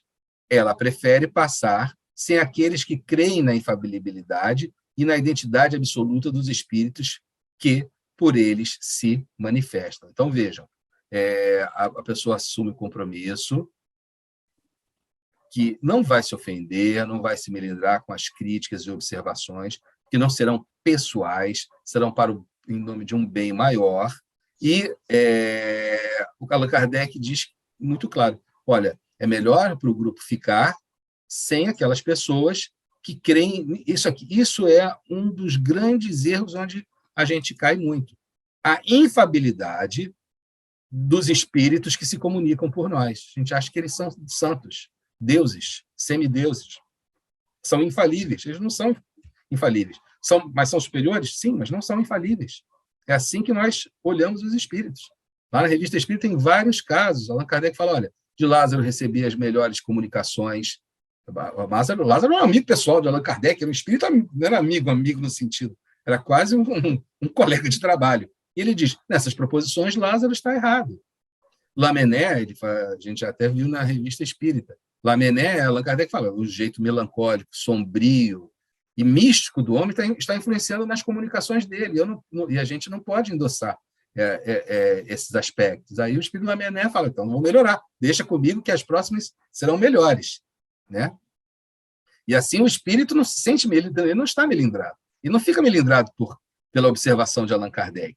Então, ele prefere ficar sem a pessoa que crê na infabilidade dos espíritos que se comunicam e na identidade absoluta dos espíritos que se manifestam. Vejam, se Allan Kardec deixou passar um falso São Luís, o festival de identidades erradas é total. Total. E isso não é problema, porque isso faz parte da ciência espírita. E é para isso que ele coloca essas questões. Vai ser analisado, vai ser criticado, vai ser pensado, vai ser guardado em outra oportunidade, vai ser relido, né? Aí ele entra aqui numa parte, aí sim, o Código Civil, né? A despesa da sociedade vai ser coberta por cotização, ou seja, eles vão arrumar o dinheiro para a sociedade funcionar, o que tem que dar de graça, o que de graça se receber. A sociedade, isso aqui é interessante, tá? Estamos acabando já, acho que 18 é o último. Olha só que interessante. A sociedade poderá manter uma caixa de beneficência ou de socorro, valendo-se de cotização ou de subscrições recolhidas de quem quer que deseje dela participar, ou seja ou não membro inscrito. O emprego dos fundos dessa caixa será controlado pelo comitê que dele prestará contas à sociedade. É isso mesmo que está escrito, ninguém está lendo errado, não. Os grupos estavam fazendo, Allan Kardec propunha a esses grupos uma caixa de benefício, de assistência, de socorro. Por quê? Sabe o que acontecia naquela época? Os médiuns, quem participava da Sociedade Parisiense dos Espíritas, quem participava das reuniões, era fortemente perseguido pela igreja, perseguido pelos seus familiares. A preocupação de Allan Kardec era com alguns médiuns idosos que ficavam ao abandono, porque a família abandonava aquelas pessoas. Olha só que experiência interessante, né? Então, vejam, a gente vai ver no Evangelho segundo o Espiritismo, no capítulo Honrai o vosso pai e vossa mãe, Allan Kardec fala que é responsabilidade dos filhos cuidarem dos pais, quando faltarem as forças aos pais. Naquela época não existia NPS, não tinha aposentadoria, não tinha plano de previdência, nem do governo, nem privada.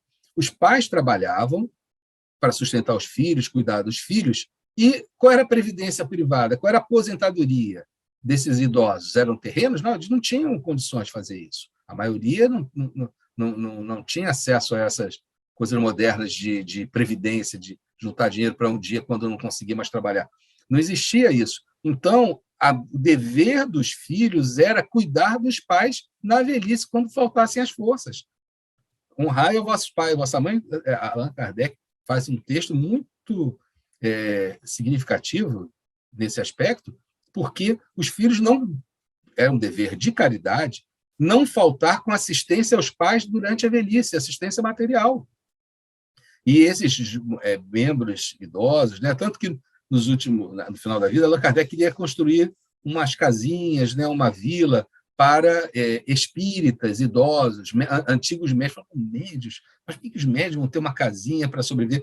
Porque a família os abandonava, eles eram abandonados, mas ficaram firmes ali da causa, né? Se mantiveram firmes à causa. Mas ele tinha esse sentimento de socorro e assistência a esses idosos que eram abandonados pelas suas famílias. Então, esse item 17 tinha esse objetivo, esse destino.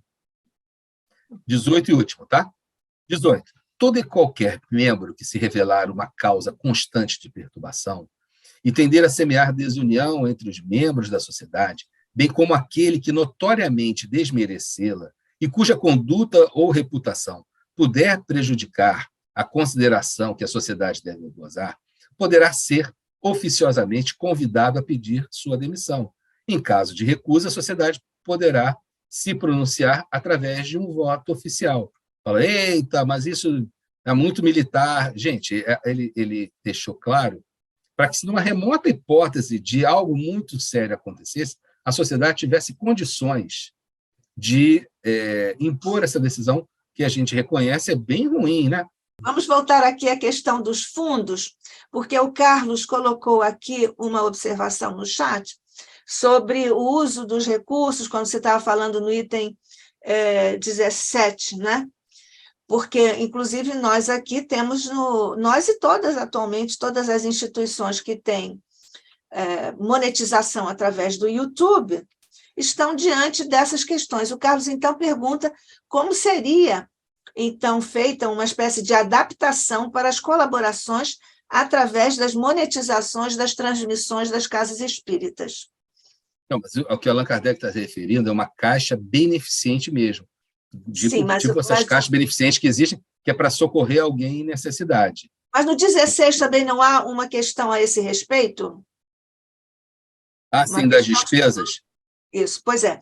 Então, isso aí diz respeito à receita despesas, que é também quase que um dilema de todas as instituições espíritas. Sim, lógico, as instituições precisam de dinheiro para sobreviver. Pois é, e o Carlos está pensando o seguinte: essa monetização das transmissões pelo YouTube deveriam seguir, se é isso, Carlos, que você pergunta, se não for, você desdobra, por favor, mas eu acho que é isso. Se o direcionamento da monetização com as transmissões deve seguir o que o Kardec está aqui dispondo. Vamos lá. O que ele está propondo é: as despesas não vão ser dadas por comunicações espirituais, vender consultas espíritas, porque deve se dar de graça o que de graça recebeu. Tudo que se refere à mediunidade tem que ser absolutamente gratuito. Tudo que se refere à mediunidade tem que ser absolutamente gratuito. Mas isso é uma outra relação. Não, então, e aí ele diz o seguinte: as despesas serão cotizadas pelos próprios membros, porque você tem as despesas. Bom, vamos lá. Eu tenho o Instituto de Cultura e Espírito do Brasil. Ele é uma pessoa jurídica. Essa pessoa jurídica tem direito a uma verba que vem da propaganda. E essa pertence à pessoa jurídica, que é gerenciada pela diretoria eleita, com a sua comissão fiscal, com o seu conselho de administrativo, etc., etc. Ela não pode pertencer ao médium, ela não pode pertencer à Nádia, pertence ao Instituto de Cultura Espírita, não pode pertencer a Marisa nem ao Fabiano, é do Instituto de Cultura Espírita. Eu acho que e não aí, está quando aí sai a Nádia... Oi? Isso não tem nada a ver com... Está aí a questão do Carlos. A questão do Carlos está... Você pode cobrar ou não? Qual é a destinação que a instituição deve ter com relação à monetização, por exemplo, das palestras, que é o caso das instituições espíritas. O Zoom, né, transmite as palestras e isso indo para o YouTube monetiza. Monetiza o Instituto, né? Sim, ao Instituto, ao Centro Espírita, a todos. E o Carlos está querendo perguntar se isso deve observar a orientação que o Kardec traz aqui. É simples. Sim ou não? Sim, sim. E a observação é não ficar para o médium.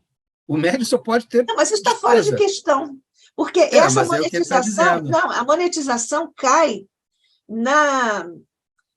digamos, na caixa, né? Na receita, claro, do Centro Espírita. Exatamente. Isso. Carlos, está atendida a sua questão? Olha, o princípio Não, Fabiano, perdão, eu tenho que falar, porque se for digitar é muita coisa.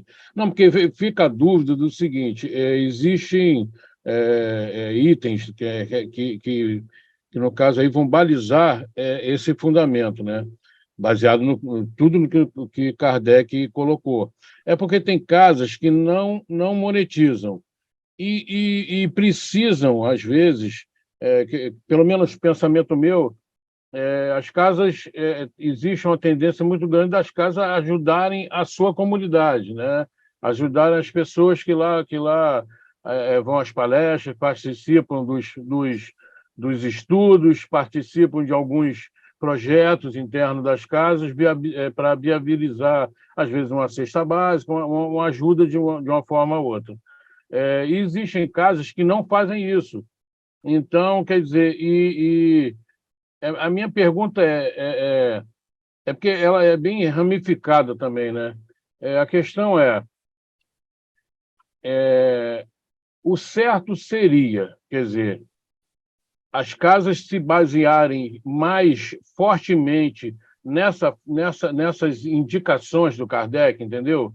Porque as casas não ajudam, às vezes, essa periferia de pessoas, né? E podendo monetizar e angariar recursos e ajudariam a casa e ajudariam as pessoas em torno, entendeu? O que eu entendo é o seguinte: qual é o princípio? Esse regulamento, ele, como eu falei no começo, eles são assim princípios morais, que são de importância, mais importante às vezes que a questão da adaptação ao novo Código Civil. Então, qual é o princípio moral que Allan Kardec está estabelecendo ali? Os membros da reunião, os sócios ou os médios, eles não podem receber remuneração, nem direta nem indireta, nem direta nem indireta, porque você tem que dar de graça o que você de graça recebeu. Toda forma de benefício ela tem que ficar para as despesas da sociedade, para as despesas. Então, se a sociedade decidiu, não, nós vamos pegar uma parte, vai para a bolsa que a gente dá, a outra parte vai ser para pagar aqui os impostos, o IPTU, botar ar-condicionado, a cozinha, enfim. O que não pode é, direta ou indiretamente, os membros daquela sociedade se beneficiarem financeiramente. Isso não pode acontecer.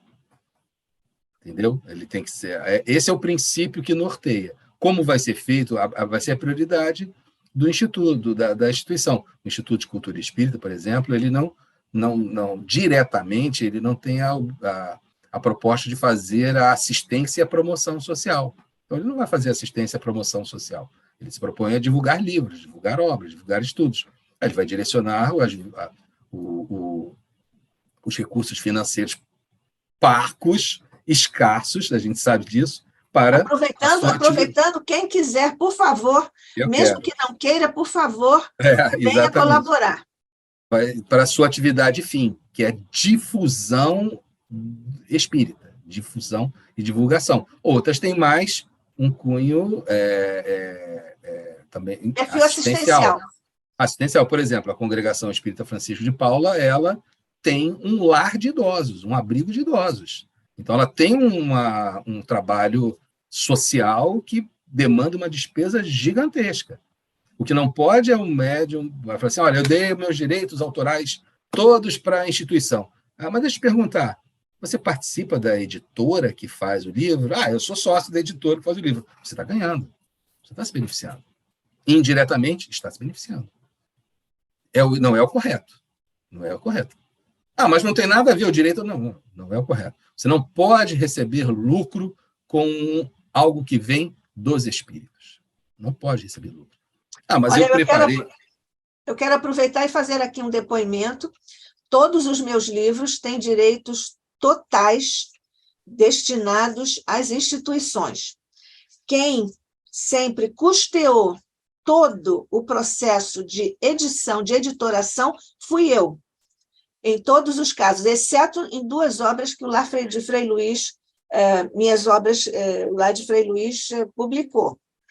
Porque eu sempre paguei o diagramador, o capista, a editora, a gráfica, e entreguei pronto o livro para a instituição. Eu quero fazer esse depoimento, já que nós estamos falando disso, porque jamais auferi 1 centavo sequer com a divulgação, até que eu nem faço tanta divulgação dos meus livros, e, evidentemente, foi sempre tudo para as instituições. Também vou aproveitar a oportunidade, embora não devesse, a gente deve fazer as coisas sem ostentação, mas não é apenas como a Nádia fez também, pontuando, o Carlão serve de testemunha. Durante os anos que eu colaborei com o Clube de Arte, lá com os trabalhos, com a Rádio Rio de Janeiro, todas as vezes que alguém ligou para o Clube de Arte, querendo saber telefone de consultório, etc., etc., etc., a minha resposta foi sempre uma: pede para a pessoa me mandar o livro do convênio que ela tem, qual é o convênio que ela tem, e eu vou selecionar do convênio que ela possui um colega para indicar. Ninguém foi direcionado ao meu consultório. Eu me apresento como médico intensivista, como médico que trabalha em CTI. Aí ninguém fala, não, esse médico eu não quero, jamais. Está aí a especialidade, mas essa não é a minha única especialidade. Eu tenho outras especialidades. Porque eu nunca permiti que o espiritismo, de alguma maneira, fosse um condutor de pacientes à clínica privada. Nenhum foi indicado. Existe ainda... Então, sempre tive essa preocupação, essa grande preocupação, de não permitir que a visibilidade em alguma atividade espírita... Graças ao espiritismo... ...direcionasse. Sim.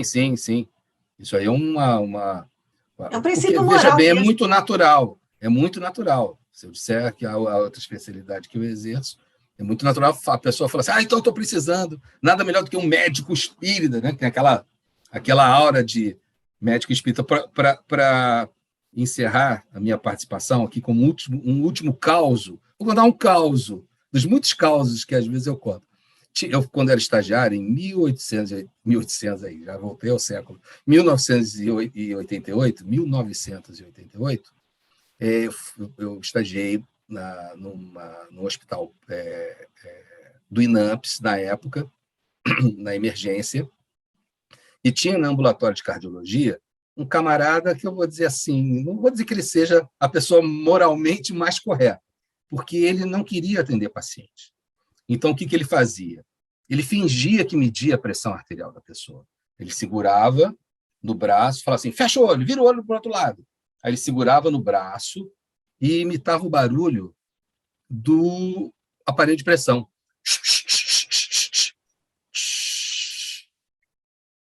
Você está treinado, tá muito boa. Oi? Você está treinado, aprendeu com ele. Aprendi com ele. E dizia, a pressão está boa, pode ir. Aí atendia muita gente. Tá?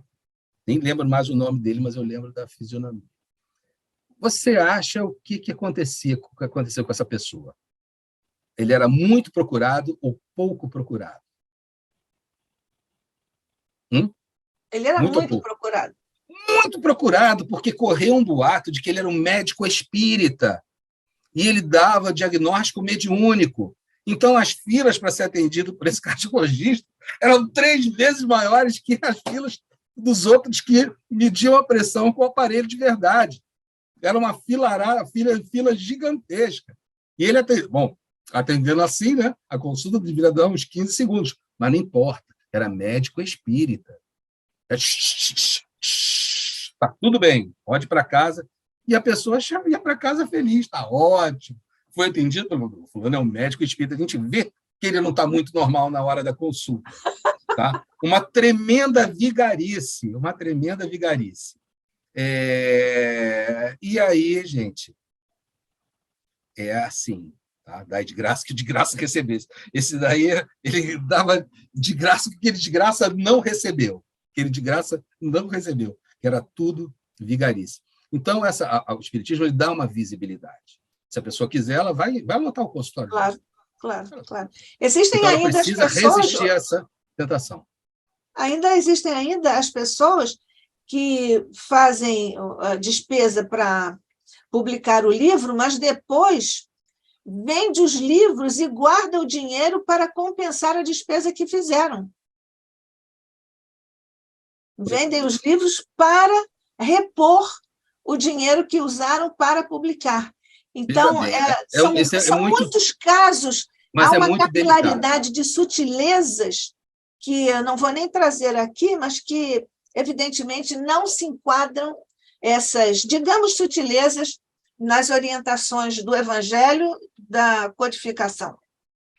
Mas digamos assim, uma instituição, né, fala assim, olha, eu vou traduzir, vou fazer uma outra tradução de uma obra que quase ninguém está mais estudando. Uma obra lá, Viagem Espírita em 1862. Desculpe, Fabiano. Eu me referi à pessoa. A pessoa, sim. Não à instituição, porque a instituição, Exatamente. se for o seu endereço, ela custeia, sim, com toda a honestidade, como Frei Luiz custeia os livros que edita, inclusive 2 dos meus. Então, isso é uma outra questão.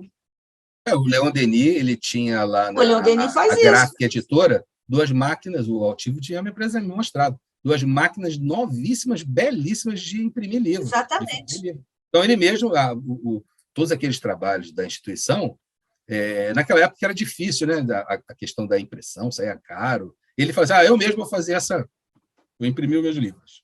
Traduzir as obras de Allan Kardec, a gente conversou, né, na semana passada, das excelentes tradutoras lá da Leon Denis Editora, e eu mesmo vou imprimir, eu mesmo vou vender. E tudo bem, isso é altamente válido.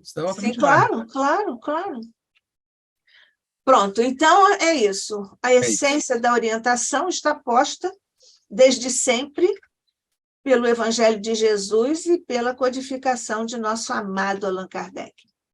Obrigada, Fabiano Pereira Nunes, por mais um encontro aqui, um encontro fraterno, uma reunião fraterna, em que nós todos aqui nos dispusemos a estudar a doutrina espírita e, muito particularmente, no encontro de hoje, o texto sempre superior de Allan Kardec, o nosso amado codificador. Obrigada, Fabiano.